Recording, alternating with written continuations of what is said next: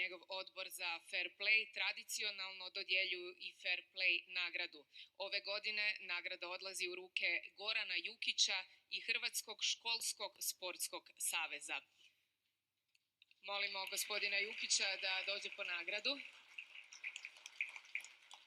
Fair play karton na školskim sportskim natjecanjima. Možda vam zvuči pretjerano, ali vjerujte nije. Organizirati školska natjecanja bilo je iznimno teško, ali Školski sportski savez u tome je uspio, kao i u uvođenju fair play kartona. Na taj se način promiče fair play ponašanje, ističu se pozitivni primjeri učenika, međusobno uvažavanje i pozitivno ponašanje u sportu, ali i u svakodnevnom životu. Goran Jukić i Hrvatski školski sportski savez napravili su golem pomak u tom segmentu i zaslužili su ovu nagradu.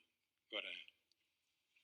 Hvala lijepa svima, hvala Hrvatskom olimpijskom odboru što je prepoznao rad Hrvatskog školskog sportskog saveza.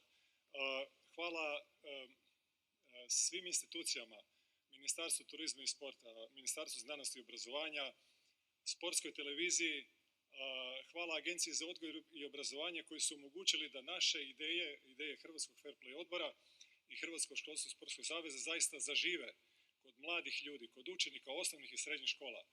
Ja sam neizmjerno sretan zbog toga, a vjerujem da i svi oni koji sada slušaju ovo i koji su sudjelovali u našim programima osjećaju ovu nagradu i to je ona najvrijednije. Zaista smo se potrudili promovirati fair play kod mladih ljudi. Hvala vam još jednom. Hvala i čestitke. A